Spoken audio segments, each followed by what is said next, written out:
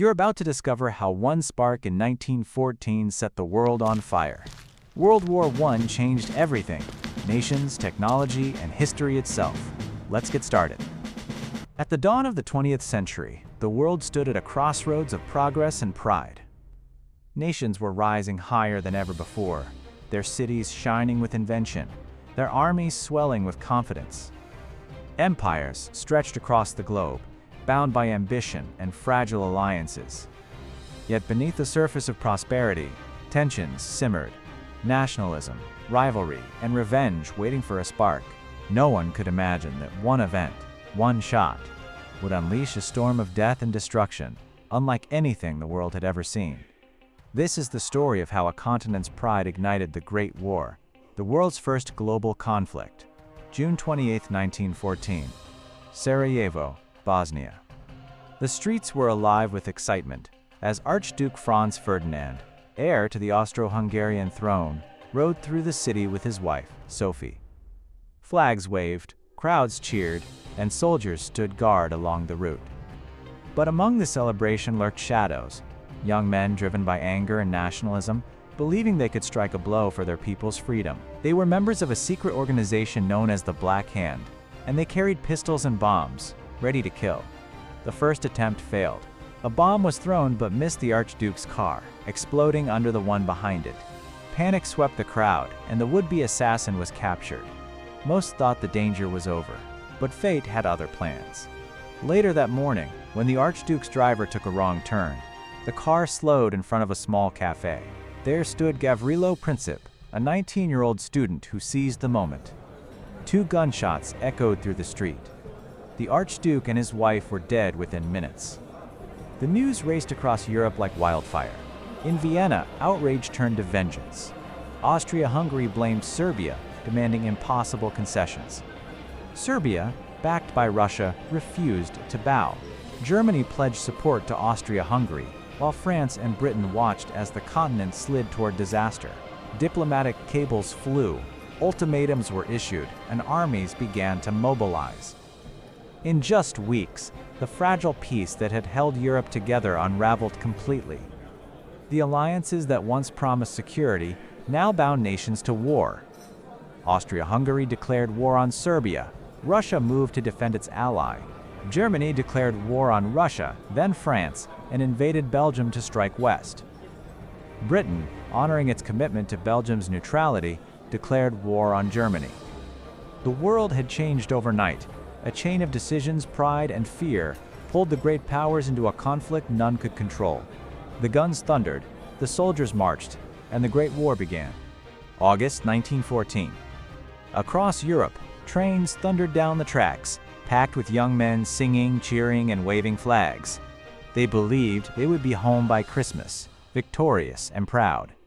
The air was filled with excitement, not fear. Posters promised glory and duty, and families gathered at stations to send their sons off to war. Few understood what awaited them beyond the front lines.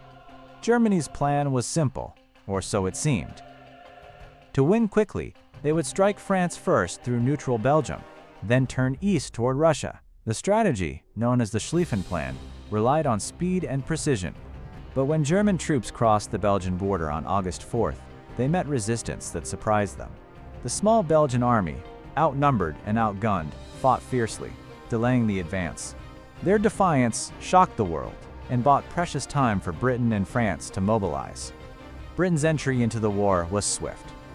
When Germany invaded Belgium, a nation Britain had sworn to protect, there was no turning back.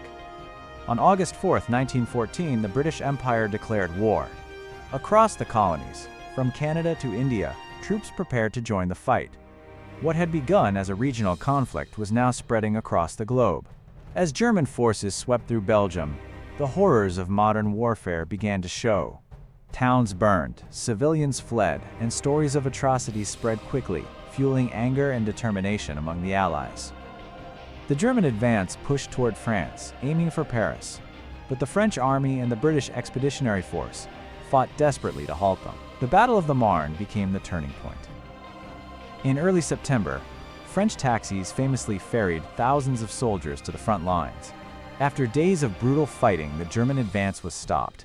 Both sides dug in, exhausted and bloodied. The war that was supposed to be quick had stalled. Across northern France and Belgium, soldiers began digging trenches, deep, muddy scars stretching from the North Sea to the Swiss border. Barbed wire, machine guns, and artillery turned open fields into death traps. The age of movement gave way to the age of stalemate. Back home, families waited for letters that often never came. Newspapers printed lists of the dead, while governments promised victory was near. But on the front, soldiers began to realize the truth. The war was not going to end in months. It would drag on for years. Still, in those early days of August and September, hope remained. The soldiers on both sides believed their courage and sacrifice would bring a swift victory. They did not yet know that this war would consume empires, shatter nations, and leave an entire generation scarred forever. The Great War had only just begun, and already, the world was changing in ways it could never undo. Wait, did you know World War I started because of one assassination and ended up involving over 30 countries? It introduced tanks, airplanes, and chemical weapons for the first time, forever changing warfare. Over 16 million people lost their lives, and the map of the world was redrawn. It all began with one shot and reshaped history forever. Let's continue watching. By the winter of 1914, the war had settled into a grim deadlock.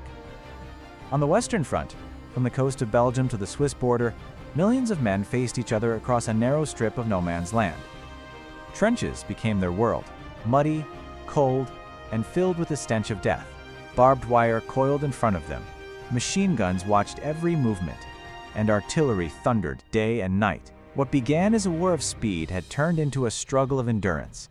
Life in the trenches was a battle of its own. Soldiers lived knee-deep in mud, surrounded by rats, lice, and disease. Rain turned the ground into sludge, and frostbite claimed as many feet as bullets did. Shellfire was constant, and the fear of a sudden gas attack haunted every waking moment. Letters from home were their only comfort, read and reread beneath flickering candles. Yet in the rare, quiet moments, men from both sides could hear each other talking, laughing, even singing. In December 1914, a brief moment of humanity broke through when British and German soldiers climbed from their trenches to share cigarettes, sing carols, and play football. It became known as the Christmas Truce, a fleeting pause in an otherwise relentless war. As the months passed, new weapons made the killing even more efficient. Machine guns mowed down charging troops within seconds. Poison gas, first used by the Germans at Ypres in 1915, rolled across the battlefield in green clouds, burning lungs and eyes, leaving soldiers choking in agony. In response, gas masks became standard issue, a grim symbol of how far technology had outpaced mercy. Generals ordered massive offensives, believing sheer numbers could break the stalemate. The Battle of Verdun in 1916 became a symbol of national pride and suffering. For 10 months, French and German forces fought over a few miles of ruined ground. Villages vanished under constant shelling, and hundreds of thousands died for almost no gain. Verdun's rallying cry, "They shall not pass," echoed through France, but victory came at a terrible cost. That same year, the Allies launched another offensive on the Somme River. For months, British and French troops hurled themselves against German lines. On the first day alone, the British suffered nearly 60,000 casualties, the worst day in their military history. The battlefield turned into a wasteland of craters, shattered trees, and broken bodies. By the end, both sides had lost more than 1 million men, and the front lines were almost unchanged. Above the trenches, a new kind of warfare was taking shape. Airplanes, once used only for scouting, began engaging in dogfights high above the mud. Pilots like the Red Baron became legends, their duels providing a strange contrast to the slaughter below. Yet even these daring fights could not change the reality on the ground. By 1917, the soldiers' optimism had vanished. The war had devoured everything: hope, youth, and faith in victory. Mutinies broke out among exhausted troops, and letters home spoke of despair instead of glory. The trenches had become symbols of futility. Where courage meant surviving one more day, the Western Front had turned into a nightmare of mud, blood, and fire. Every inch of ground cost lives, and no victory felt real. The Great War had entered a new, darker phase, one where survival itself was the only measure of success. While the Western Front sank into endless stalemate, the war in the East moved with a brutal, sweeping pace. There were no endless trenches here, only vast open fields, forests, and frozen plains where armies marched for miles and battles consumed entire regions. In the summer of 1914, Russian forces advanced quickly into East Prussia, confident in their sheer numbers. But their plans were clumsy and communication poor. The German generals, Paul von Hindenburg and Erich Ludendorff, seized their chance. At the Battle of Tannenberg, they surrounded and destroyed a massive Russian army, capturing nearly 100,000 men. It was one of the most decisive victories of the war and a crushing humiliation for Russia. The Eastern Front was a war of movement, but it was no less cruel. Millions of soldiers froze, starved, and died in battles that stretched from the Baltic Sea to the Carpathian Mountains. Villages were burned, civilians fled in endless streams, and disease spread faster than gunfire. The Austro-Hungarian Empire, struggling against both Serbia and Russia, began to crumble under the pressure. Its soldiers spoke a dozen languages and came from lands as far apart as Bohemia and Bosnia, yet they fought under one flag that was slowly falling apart. In the Balkans, the small nation of Serbia, where the war had begun, endured invasion after invasion. Despite being vastly outnumbered, Serbian troops fought with relentless courage, repelling Austria-Hungary's first attacks. But by late 1915, with Germany and Bulgaria joining the assault, Serbia was finally overrun. Its army retreated through the mountains of Albania in winter, thousands dying from hunger and exhaustion before reaching the safety of the Greek coast. Far to the south, another front opened as the Ottoman Empire entered the war on the side of Germany and Austria-Hungary. The ancient empire, weakened but still vast, stretched across the Middle East. The Ottomans struck at Russia in the Caucasus, fought the British in Egypt, and blockaded Allied access to the east. To break the deadlock, the Allies launched an ambitious campaign at Gallipoli in 1915, hoping to capture Constantinople and open a route to Russia. It began with confidence and ended in tragedy. British, Australian, and New Zealand troops landed on the Gallipoli Peninsula, facing steep cliffs and fierce Ottoman defenders. What followed was months of brutal fighting under the burning sun, with no progress gained. The campaign became a disaster. When the Allies finally withdrew, tens of thousands were dead, and the Ottomans had secured one of their greatest victories. Beyond Europe, the war reached colonies across Africa and Asia.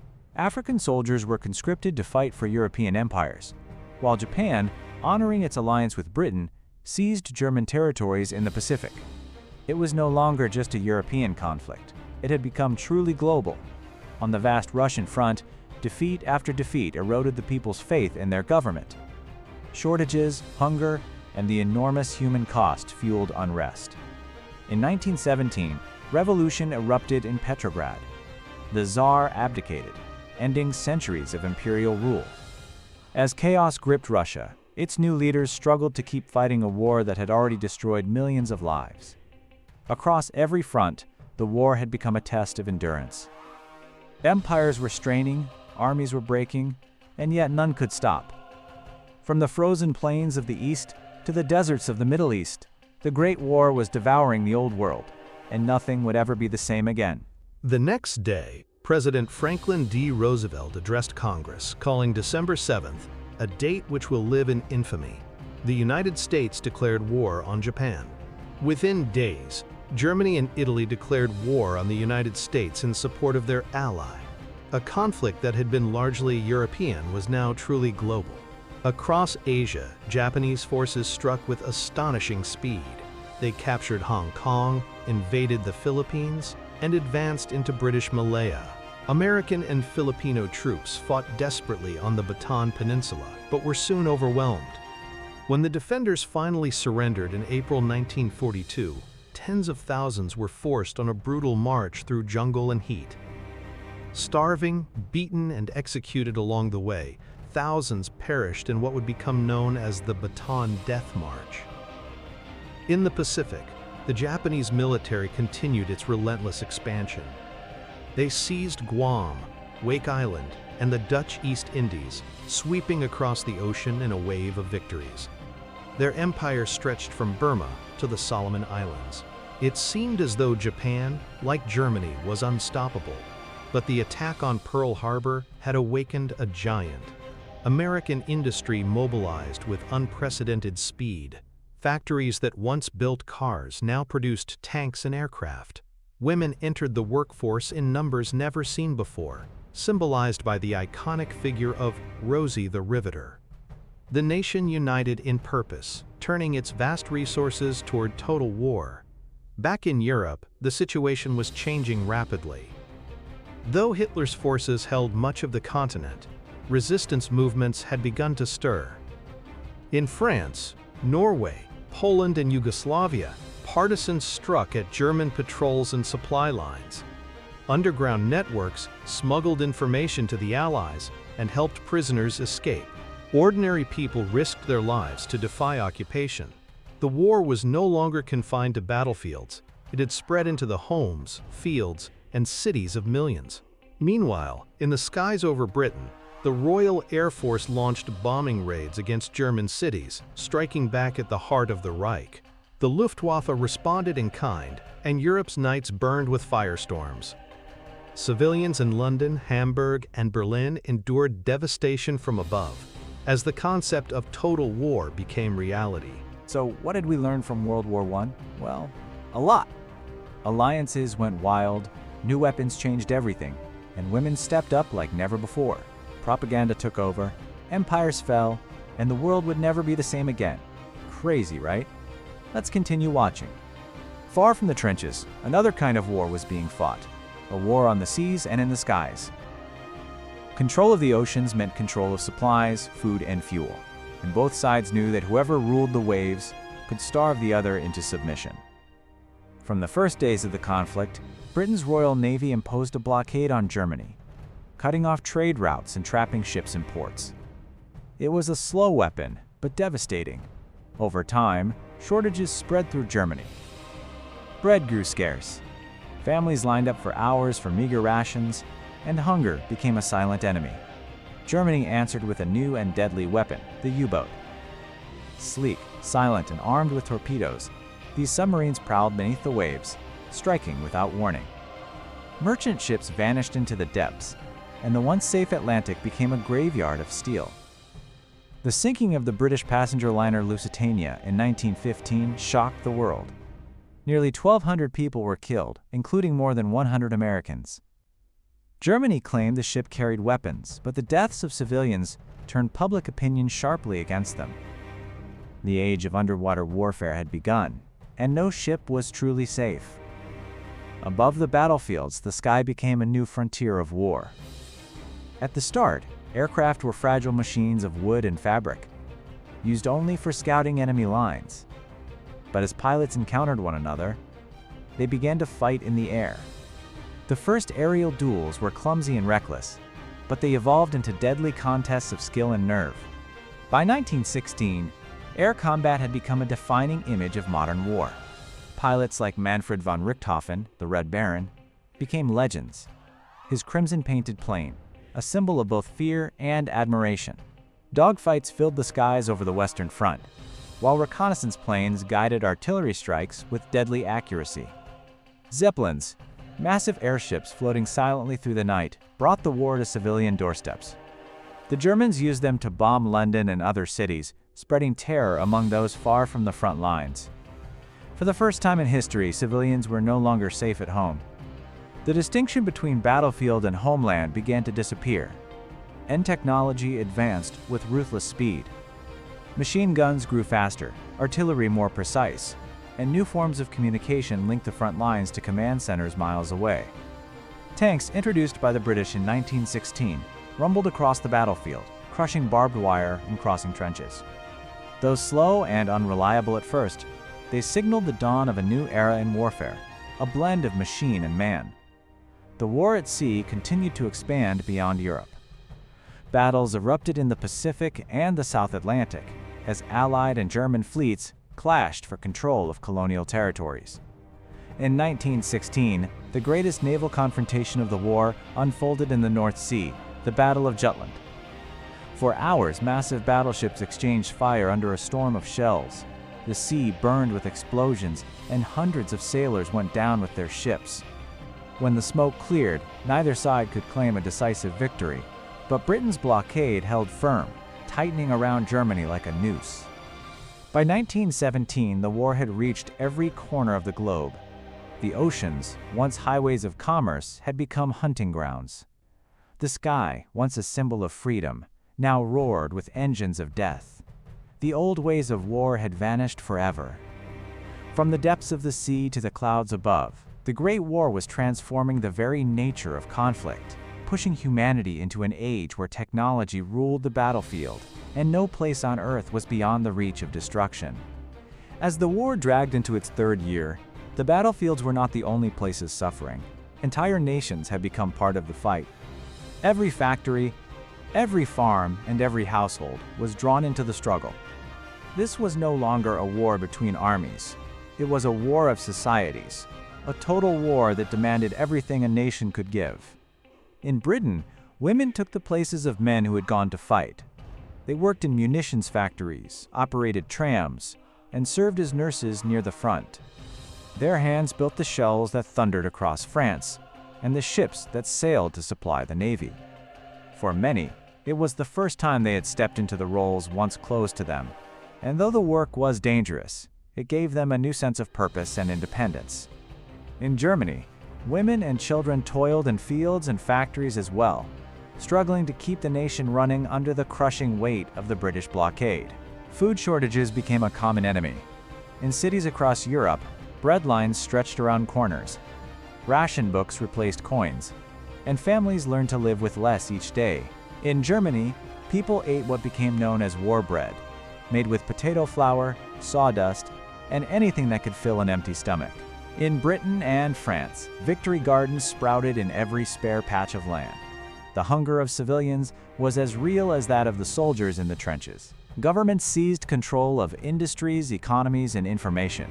Newspapers were censored, and propaganda filled every poster, film, and speech. Men were urged to enlist, women to work, and everyone to sacrifice for the nation. Posters showed smiling soldiers and proud mothers, hiding the grim truth of what the war had become. Yet propaganda also helped people endure. It gave them a reason to believe that all the suffering had meaning, that their endurance would lead to triumph. Technology also transformed civilian life. New methods of mass production fueled the war effort, but they came at a price. Explosions in munitions factories were common, claiming thousands of lives on the home front. In France, the war crept dangerously close, with towns near the front emptied and entire regions reduced to rubble. Refugees flooded safer areas, bringing with them stories of devastation. The emotional toll was immense. Families lived in fear of the telegram that might arrive at any moment, a simple message that meant a son, husband, or brother would never return. Cemeteries grew, and letters became sacred treasures, read until the paper wore thin. The idea of heroism was being replaced by exhaustion and grief. Still, the war machine demanded more. Taxes rose, savings vanished, and every resource was poured into the conflict. Even in faraway colonies, people were drafted into the effort. African and Indian soldiers fought under European flags, while laborers from Asia were shipped to France to dig trenches and build roads. The Great War had reached into every corner of the empire, uniting millions under a single, relentless purpose: survival. By 1917, morale was crumbling. Strikes erupted in factories, protests filled the streets, and the hope of victory began to fade. In France, weary soldiers refused to charge once more into certain death, sparking mutinies that shook the army. In Germany and Austria-Hungary, hunger and fatigue turned once proud citizens into desperate survivors. Across Europe, the people who had cheered for war in 1914 now prayed only for peace. The war had consumed not just soldiers but entire civilizations.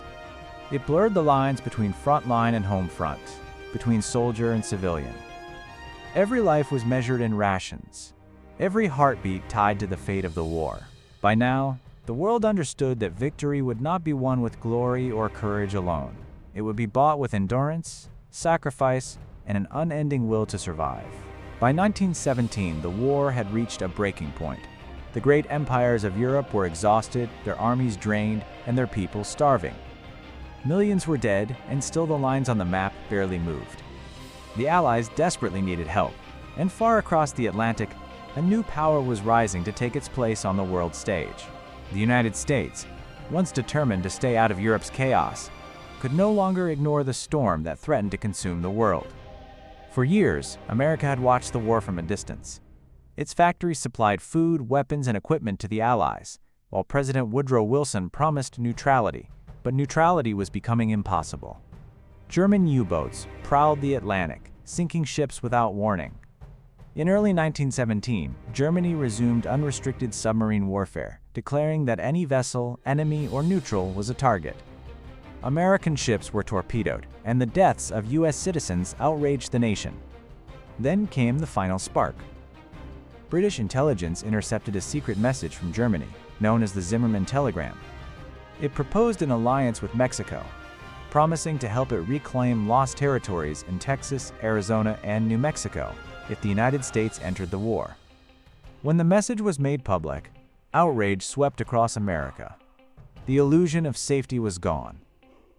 On April 6, 1917, the United States declared war on Germany. At first, the American army was small and inexperienced, but the nation's vast industrial strength and manpower would soon tip the balance. Factories across the United States shifted to war production. Millions of men were drafted, trained, and shipped overseas, while American women worked tirelessly in hospitals, offices, and assembly lines. Within a year, American soldiers, known as the Doughboys, were arriving in France by the thousands. Their presence breathed new life into the weary Allied armies. Fresh, confident, and full of energy, the Americans brought supplies, strength, and hope.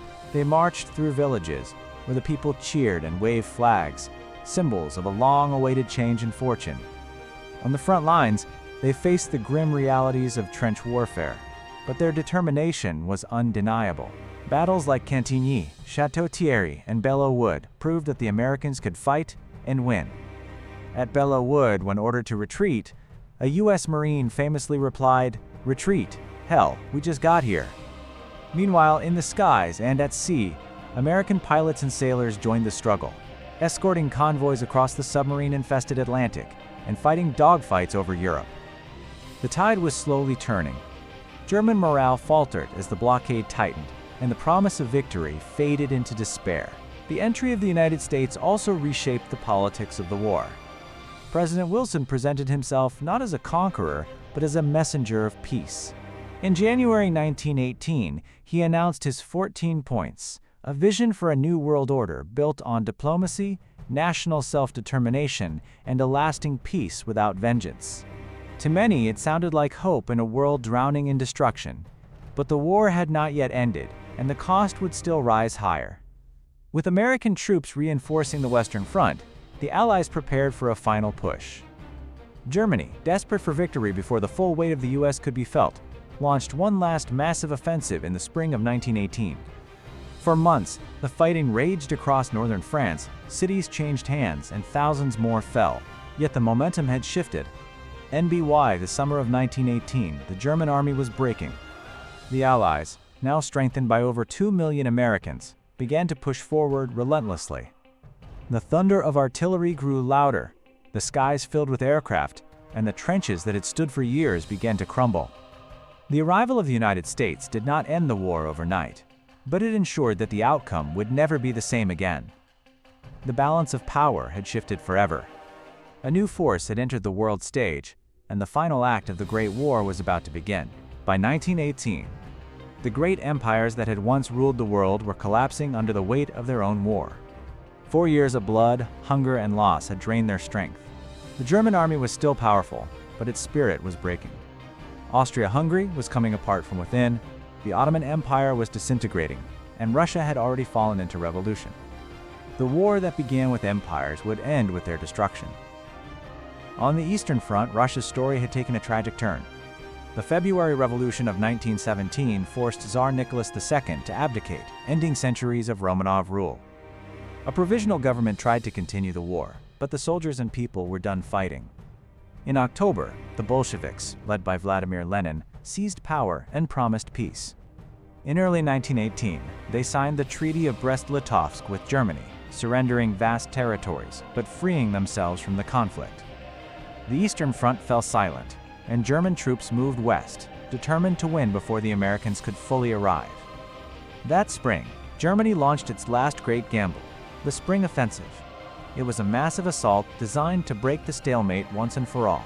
German forces surged across the Western Front, pushing the Allies back with terrifying speed. The old front lines vanished as towns fell and trenches were abandoned. For a brief moment, it seemed Germany might win the war. But victory came at a cost they could not afford. Supplies ran low, soldiers starved, and morale crumbled. The Allies, reinforced by fresh American divisions, regrouped and struck back. By the summer of 1918, the tide had turned. In the Second Battle of the Marne, the Allied forces halted Germany's advance and began pushing them back. The relentless counteroffensive that followed became known as the 100 Days. The Allies advanced through shattered villages and ruined fields, reclaiming land that had been fought over for years. German soldiers, hungry and disillusioned, began to surrender in droves. At home, Germany was unraveling. Strikes and protests spread through the cities. The once proud empire faced starvation and revolution. Sailors mutinied in Kiel, and workers marched in Berlin demanding peace. On November 9, 1918, Kaiser Wilhelm II abdicated and fled to the Netherlands. The German Empire was no more. In its place, a republic was declared, born not in triumph, but in exhaustion. Across Central Europe, the old order was collapsing. Austria-Hungary splintered into new nations: Austria, Hungary, Czechoslovakia, and Yugoslavia. The Ottoman Empire, defeated in the Middle East, began to dissolve as Arab uprisings and Allied forces swept through its lands. In the deserts of Arabia, T.E. Lawrence and Arab fighters captured key cities, striking a blow that ended centuries of Ottoman rule. The Middle East was being reshaped, its borders redrawn by those who had never walked its sands. By autumn, Germany's allies were falling one by one. Bulgaria surrendered first, then the Ottoman Empire, and finally Austria-Hungary. Isolated and surrounded, Germany had no choice. At dawn on November 11, 1918, in a railway carriage in Compiègne, France, an armistice was signed. At the 11th hour of the 11th day of the 11th month, the guns fell silent. Across the front, soldiers emerged from their trenches, dazed and uncertain. Some cheered, some wept, and others simply stared at the empty horizon. The war that had begun with such confidence had ended in ruin. The world was quiet for the first time in 4 years, but the silence felt strange, heavy with loss.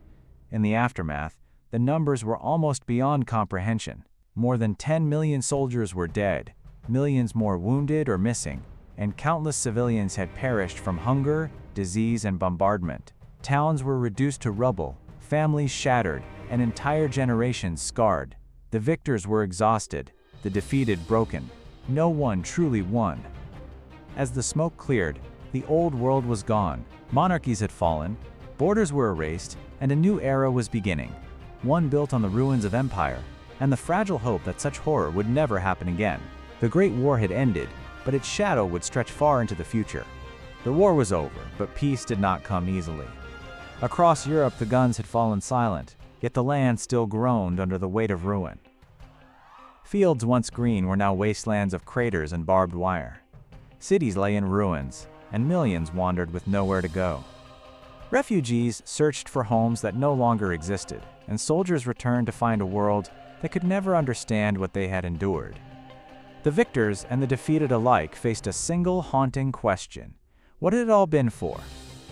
In Paris, the leaders of the Allied nations gathered to decide the future. The Treaty of Versailles would be their answer, a document meant to secure lasting peace.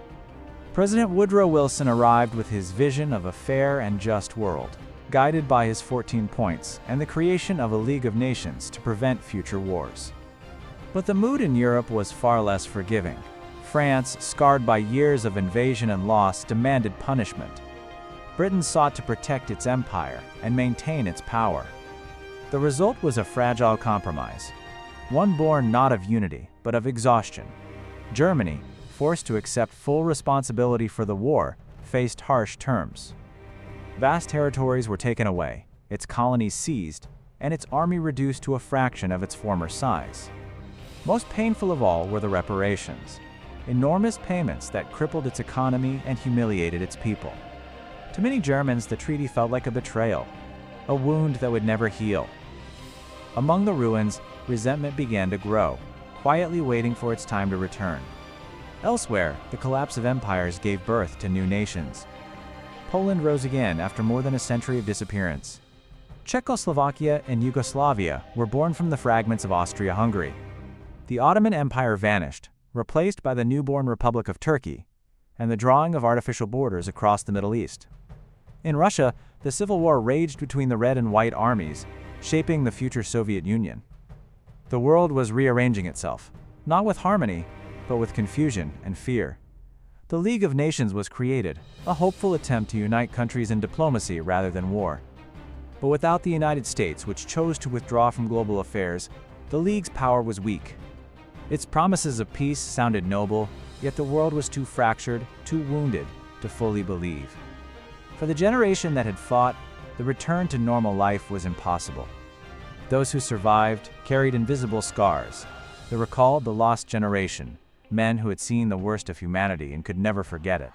The poetry of the trenches, written by soldiers like Wilfred Owen and Siegfried Sassoon, captured the disillusionment of a world that had once believed in honor and progress, only to find itself drowning in mud and blood. Monuments rose in cities and villages across the world, bearing the names of the dead.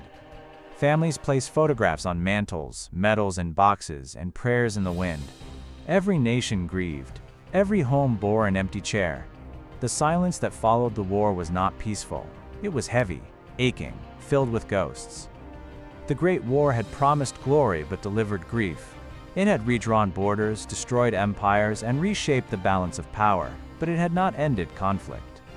In its wake, anger and despair festered. Economies faltered, nationalism hardened, and the seeds of another war began to take root. Within 20 years, the world would once again be at war, bigger, deadlier, and darker than before. Yet even amid the ruins, there was hope.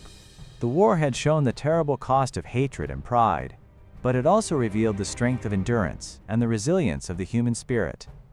From the ashes of the old world, a new one struggled to emerge, one determined, however imperfectly, to build something better. The Great War was more than a conflict of nations. It was a turning point in the story of humanity, the moment the world lost its innocence. It ended empires, reshaped societies, and forever changed the way we understand war itself. Though a century has passed, its echoes remain, in every soldier's memorial, in every field once fought over, and in the fragile hope that the lessons of that terrible time will never be forgotten. And that's how World War I changed the course of history, a war that began with one shot and ended by reshaping the world. From the ashes of empires came new nations, new ideas and lessons that still echo today. History was never the same after that. Thanks for watching. And until next time, keep exploring the past that built our world.